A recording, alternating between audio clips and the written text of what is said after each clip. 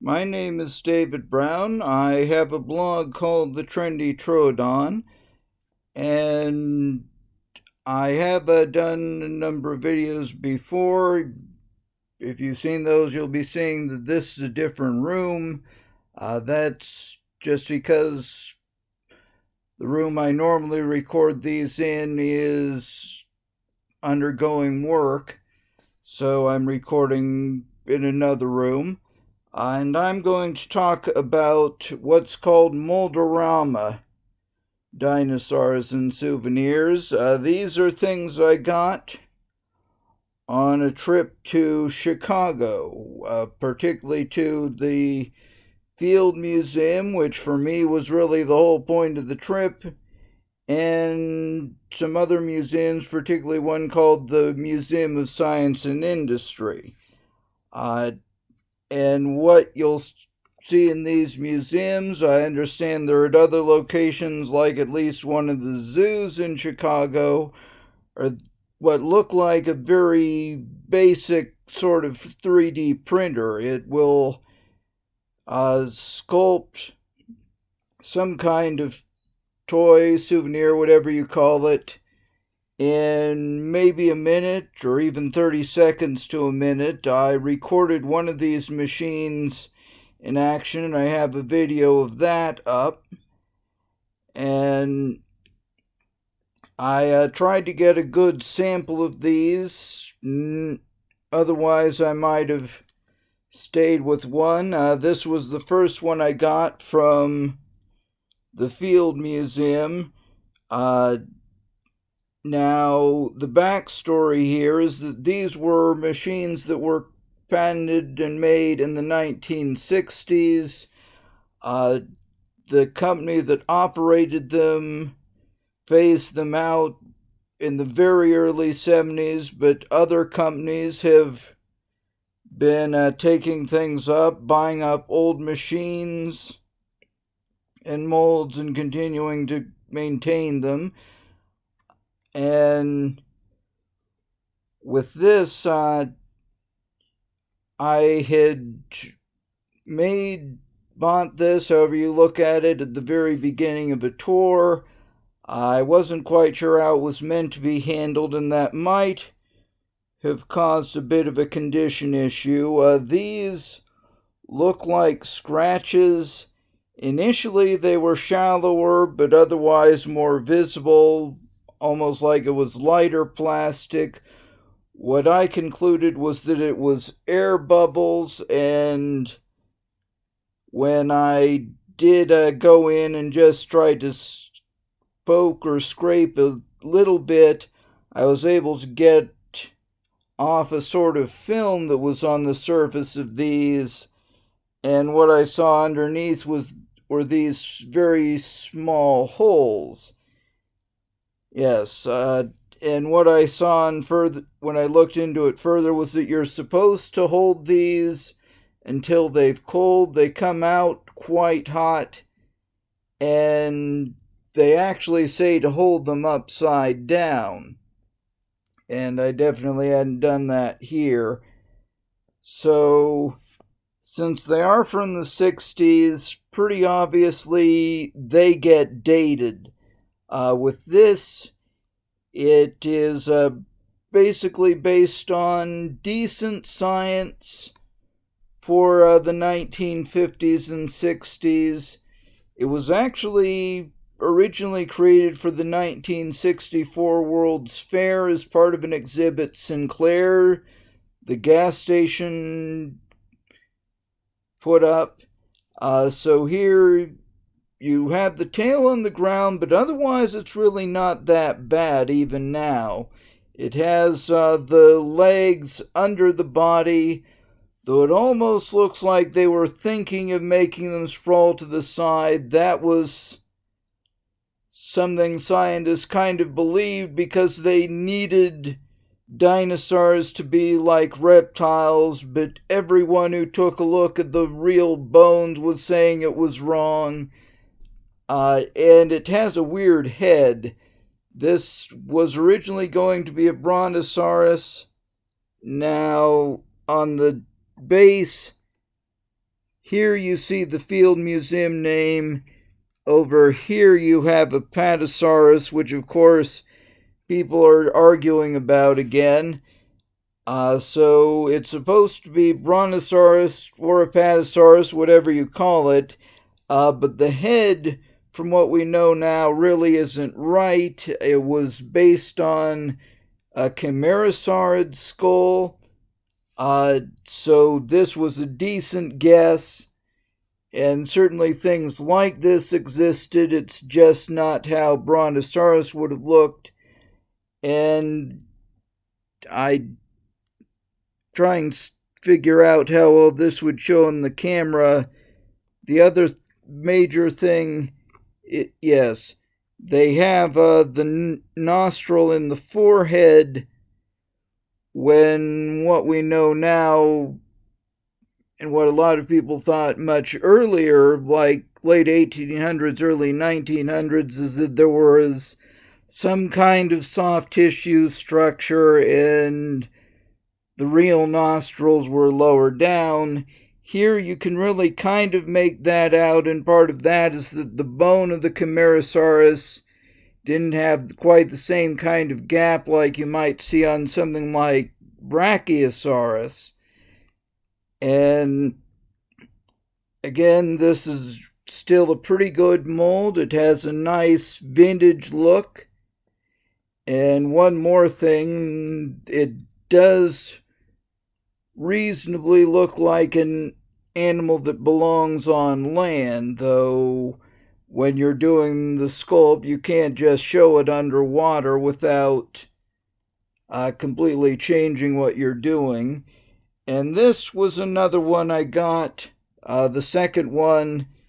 This is their Tyrannosaurus. Obviously, it's not that good. It certainly didn't age as well, or rather it aged even worse than their Brontosaurus. And there's a tiny bit of a crack in the base here. I don't know if that was from handling it on the way home or something that might have happened when it was molding or just out of the machine.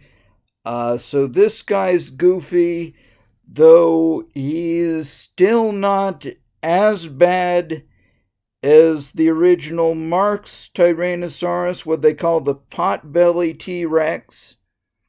And you can also see that this guy's quite a bit bigger. I did a blog post about this where I compared also the Brontosaurus here in the Marx bootleg Brontosaurus I have. That actually turned out to be not as tall as this mold figure, but it was about as long. And what got really interesting, one more machine at the museum had this. It's a quetzalcoatlis. Obviously, it's a recent mold. There were announcements of it being released from the people who now identify as Mold A Rama, that they were releasing it around 2021. So it's a bit stylized, really maybe a little more 80s than modern, but it's a good sculpt. It's interesting. I'm showing it, of course, from a few different angles here, and whether it was how well the machine was maintained or just me knowing by then how to handle it, it did come out in good shape. I carried it home in a travel bag, and it still didn't get any damage. I don't think the others really came out any worse than they already were either.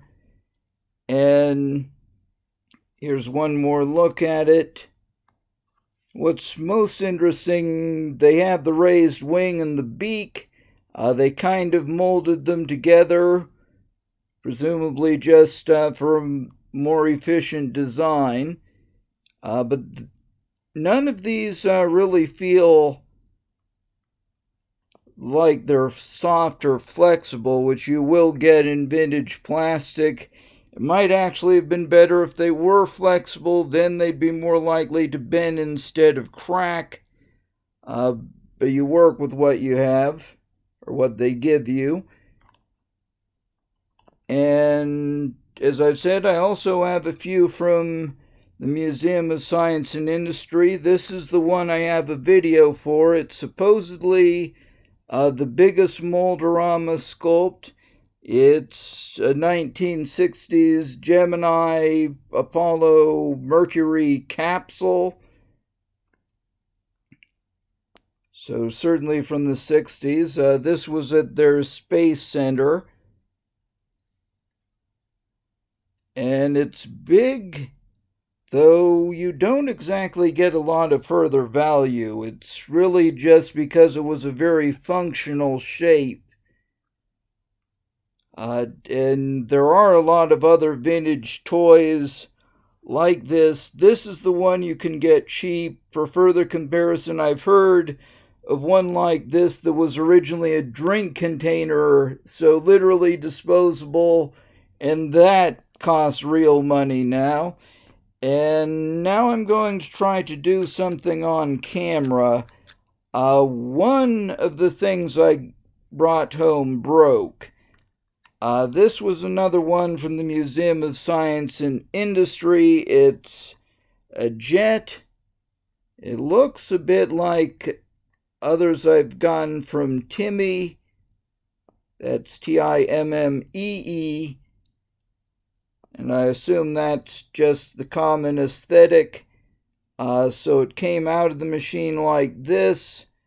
I tried packing it in a suitcase surrounded by clothes, but the tail fin broke off. Now, what I've been meaning to do is glue this back on, which looks like it should work. But first I'm going to try to give you a look at what these are like. The big thing, it might not show that well here, on the inside of these, which you can really see into in all the models, there's always some openings where the plastic went in. On the inside it has this almost fuzzy look, presumably from the air interacting with the plastic. And here's a view of the inside where the tail came off. Now, this was where I had the clearest view. It might not be that visible here.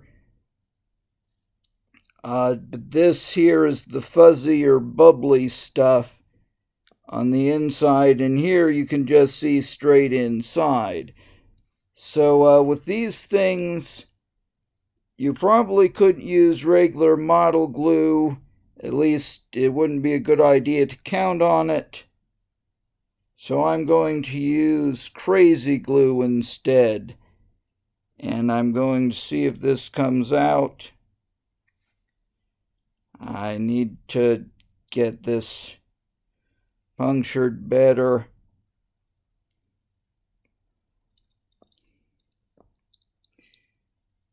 And then we can start this. I might actually need there.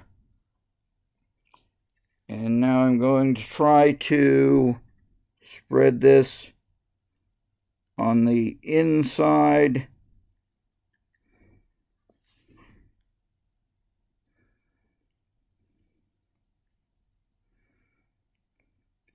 Actually, I'm going to change that. I'm going to put it on the fin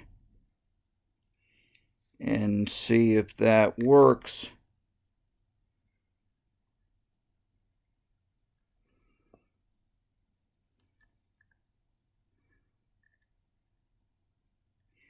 Okay, I've got it in, but the weight of the fin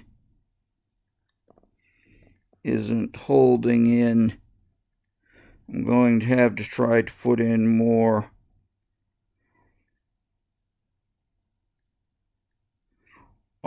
along the length of the break.